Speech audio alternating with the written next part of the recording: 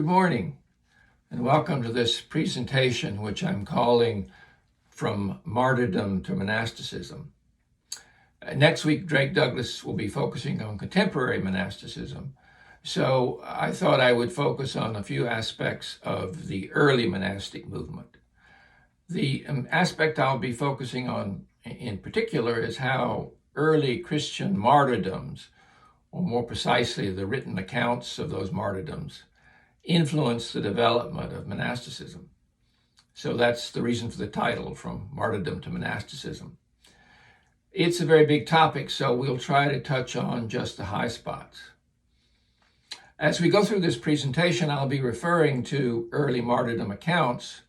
So I've posted on the website a couple of the most well-known and most influential of these accounts. The account of the martyrdom of Polycarp and the account of the martyrdom of Perpetua and Felicitas. And I've also posted some other resources. So a bit of introductory background. In the early years of the church, from the beginning of the church in the first century until the issuance of the Edict of Milan in 313, Christianity was generally not a legal religion within the Roman Empire. And during this period, there were definitely Christians who became martyrs to the faith. But once Christianity became legal, Christians no longer had the same opportunity, if you will, to become martyrs in the same way as before. So I want to argue that some of the impulses that were said to characterize many martyrdoms had to find a new outlet. And this new outlet for many was the monastic life. Monastic life certainly involved an amount of personal sacrifice.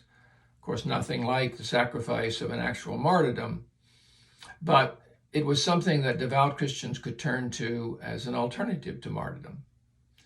Many of the themes that appear in the early martyrdom accounts influenced people to become monastics, and these themes find their way into early monastic practices and monastic rules.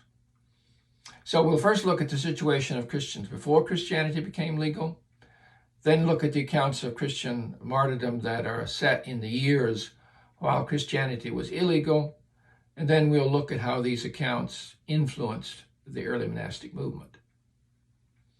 I don't want to say that the decline of martyrdom was the sole influence leading to monasticism. There were other factors as well. Obviously, there were scriptural sources for monastic ideas. Jesus telling the rich man to sell everything and give to the poor.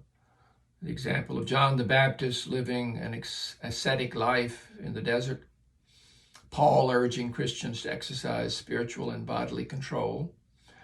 Then there were general philosophical trends in the era, the influence of Hellenistic dualism, the body versus the spirit, leading to a focus on the spiritual things rather than things of the flesh.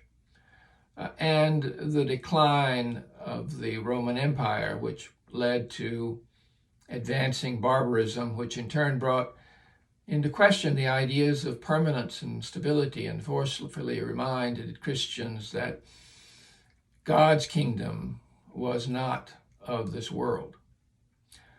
So while I don't argue that martyrdom was the only influence on early monasticism, I do argue that it was one of the factors. The decline of martyrdom was one of the factors that led to the monastic movement. Before the promulgation of the Edict of Milan in 313 by Constantine and Licinius, the emperors at the time, the practice of the Christian religion was generally not legal in the Roman Empire. People were expected to respect the various pagan gods and to offer sacrifices to the pagan gods. This was something that Christians were not inclined to do. And that's the crux of most of the accounts of the early martyrdoms. Christians being ordered by the Roman authorities to worship and sacrifice to the pagan gods, the Christians' unwillingness to do so, and the consequent torture and execution of the recalcitrant Christians by the Roman authorities, often by the most gruesome of means. Yet, historians now believe that, for the most part, Christians were not widely persecuted during this era for practicing their religion. In fact, with a few exceptions, the persecution is thought to have been sporadic and local, not spread over the whole empire. There were some exceptions, of course. After the fire in Rome in 64 CE, the Emperor Nero used the Christians as scapegoats for that fire. And then there was the what is known as the Great Persecution, which occurred at the end of the 3rd, beginning of the 4th century under the Emperor Diocletian. This persecution was fairly widespread in the empire and often focused on the clergy and forcing the clergy to give up their written materials relating to Christianity. And of course, there were an unknown number of local persecutions of which there's no historical record. So, in fact, historians don't really know how many martyrdoms occurred during the first 3 centuries, but they think that the idea that it was widespread and continuing is not correct. But whatever the historical facts were, it's the case that in the centuries following the promulgation of the Edict of Milan, Christians generally shared the belief that a large number of Christians had in fact been martyred for the faith prior to the Edict of Milan. The earliest martyrdom account is, of course, the account of the martyrdom of St. Stephen, which appears in the 7th chapter of the book of Acts. Christian writers, after the time of the Edict of Milan, often asserted that there had been many martyrdoms and that this was a great influence on the church. Tertullian, for example, in the 4th century, asserted that the blood of the martyrs was the seed of the church. And other early church fathers, such as Eusebius, claimed that martyrdoms were an important factor in the growth of the church during that period. The accounts of the martyrdoms of Polycarp and Perpetua and Felicitas date from this era. As I said, they've been posted on the website. There are many martyrdom accounts, but modern scholarship calls a lot of them into question. Polycarp and Perpetua and Felicitas are among those that are thought to be genuine and historical accounts, although scholars tell us that there's evidence that even these accounts have been edited and embellished. Nevertheless, the many martyrdom accounts, true and fictional, exerted enormous influence on the early church. Well, what were the prevalent themes of martyrdom accounts? Well, the first one, which was fairly universal, was the idea that martyrdom guarantees an immediate welcome into heaven. You see this in most of the martyrdom accounts. A second theme that's widespread is the idea that martyrdom is seen as suffering like Christ. This idea finds support in the Gospels. The Gospel of Mark, being a disciple of Christ, following Christ, is a recurring theme and the most vivid expression of the demands of discipleship. The disciple is exhorted to take up your cross and follow Christ. It also finds support in the letters of Paul. In Philippians, Paul exhorts Christians to have the same mind as Christ, who became obedient to the point of death, even death on a cross. We see these themes in the martyrdom of Stephen in Acts. If you read that martyrdom, you will see how many themes look like the description of the Passion of Christ in the Gospels. We see the themes in the Martyrdom of Polycarp. Another theme was the idea that martyrdom was a battle with Satan, or spiritual warfare.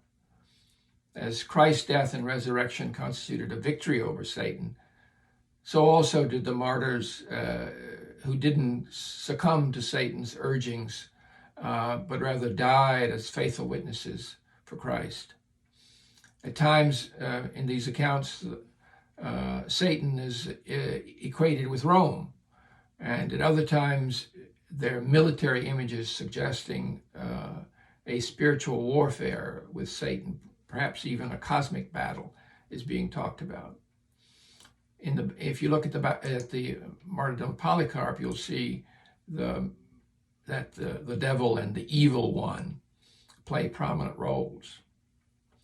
Sometimes martyrs were described as athletes for Christ. They struggled with gladiators to their death. That's the case with Perpetua and Felicitas. And often martyrdom was called a second baptism, baptism by blood. And that theme you'll see in Perpetua and Felicitas.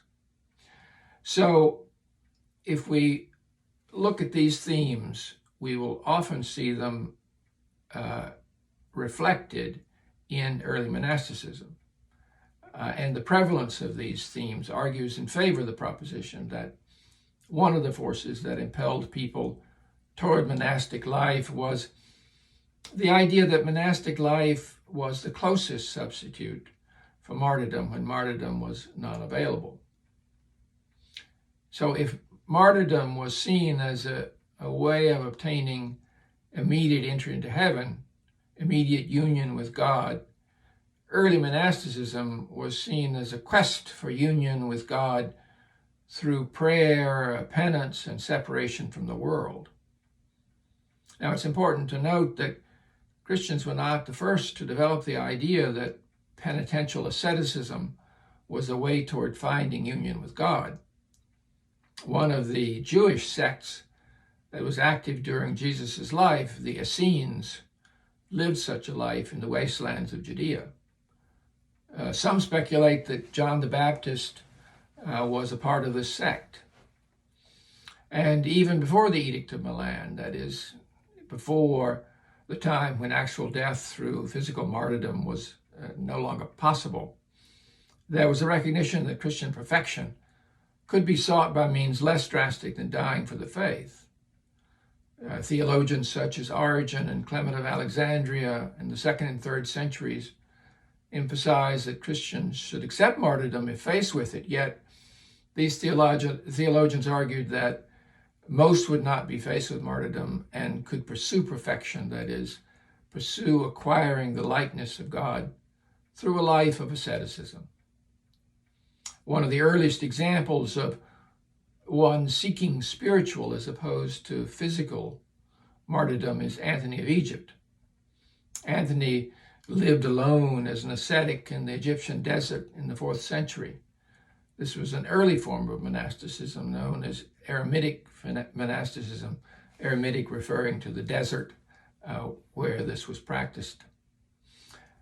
The early Christian writings about Anthony claimed that actually he had attempted to attain physical martyrdom but failed, and therefore returned to the desert to become another kind of martyr, fighting the battles of faith. In these battles, he was daily punished by his own conscience. This is another form of suffering like Christ. Although Anthony was an example of solitary monasticism, Pachomius led a monastic community in Egypt in the 4th century. This is known as Synabidic Monasticism, the word Synabidic referring to living together, community, living together in community. Pachomian monks lived a life governed by a rule or a series of principles and restrictions that governed their daily life. His monastic rule clearly compared the ascetic life of his monks to martyrdom. The rule said that his monks, like the martyrs, imitated the holiness of angels, and the merits of his monks were equal to those who have striven even to the death in the name of Jesus. In the centuries after Pachomius, there were other monastic systems that were based upon monks living in community under a rule that governed most aspects of their lives. St. Basil in the eastern part of the Roman Empire and St. Augustine in the western part of the Roman Empire both developed monastic rules and established monasteries. And the themes of self-sacrifice, holy war against bodily passions, and zeal for acquiring the likeness to God, that is, Christian perfection, are themes that are prominent in the rules of St. Basil and St. Augustine and display the influence of martyrdom.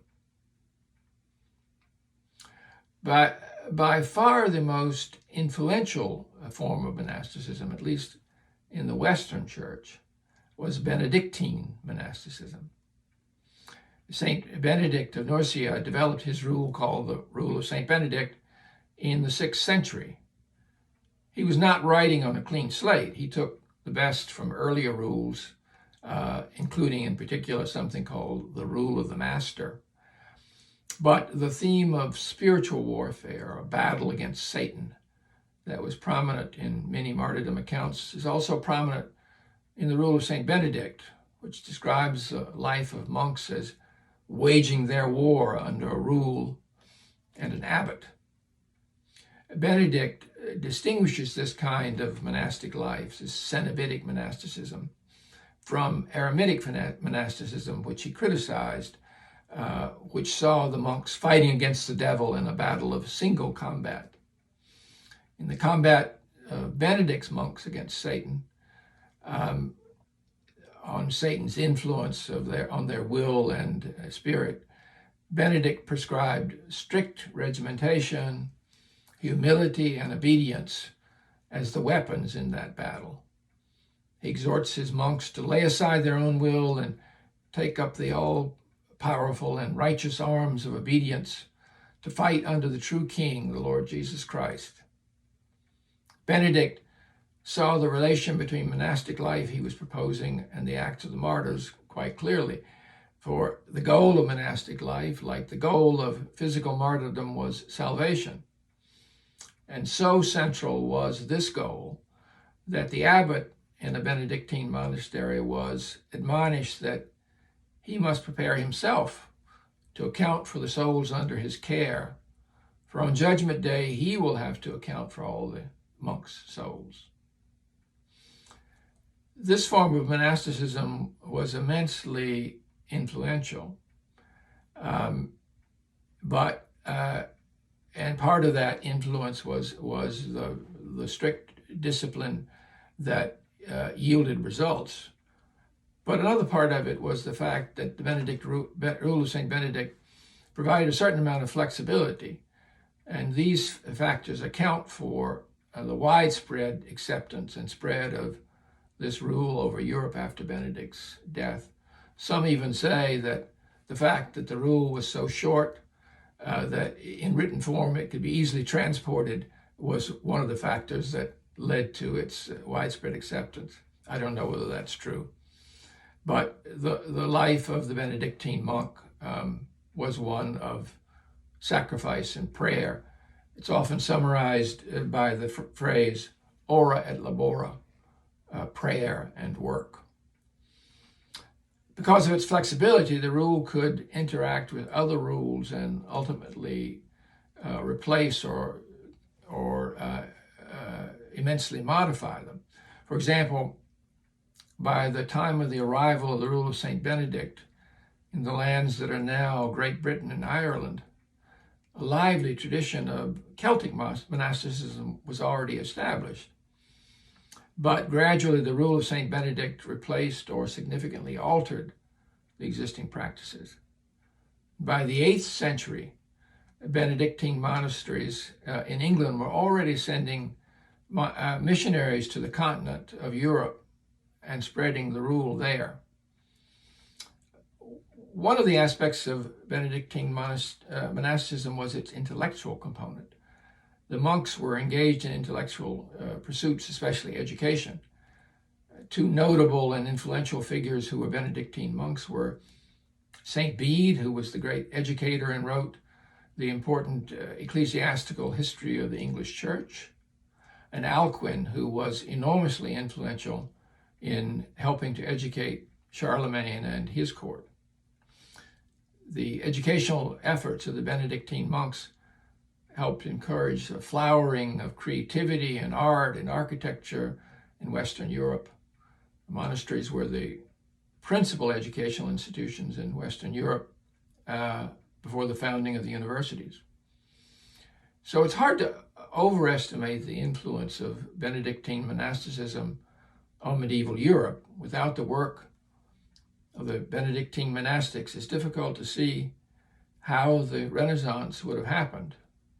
They preserved learning by copying books, for example, and disseminated learning throughout Western Europe. And the influence of monasticism is still felt today. For example, we know that there are significant differences in the expression of Roman Catholicism in Irish Catholicism versus, for example, Italian Catholicism. And scholars tell us that one of the reasons for that is that, in fact, in Ireland, the church was mainly ruled by the abbots in the monasteries rather than the bishops, so that Catholicism took on in Ireland a bit of the ascetic influence of the monastics, and that this was absent in places like Italy. So you have a different expression of Catholicism, which continues to this day. So to summarize, whatever the historical truth about the number of actual martyrdoms, it's nevertheless true that the accounts of martyrdoms exerted enormous influence on the consciousness of the church through the early ages. Some of the writings of the early Christians, including theologians and church fathers, describe martyrdom as the highest expression of the faith, and stories of martyrdoms were very influential. But when martyrdom became no longer available, some channeled this influence into monastic life. We can see the influence of these impulses in the rules that governed the early monasteries, the rule of Saint Benedict being the most prominent. And the impact of this was enormous. Benedictine monasticism became the most influential in Europe in the Middle Ages and beyond. It dramatically influenced culture, art, architecture, education in Europe, and its influence is still felt today. If anyone is interested in reading these accounts, you read the accounts of the martyrdoms that I've posted online. I think these are very interesting and give a good feel for how these accounts generally sound, and you can see why they were influential in the early church. A good book about the applicability of Benedictine principles in the 21st century is a book by Joan Chittister called The Rule of St. Benedict, A Spirituality for the 21st Century.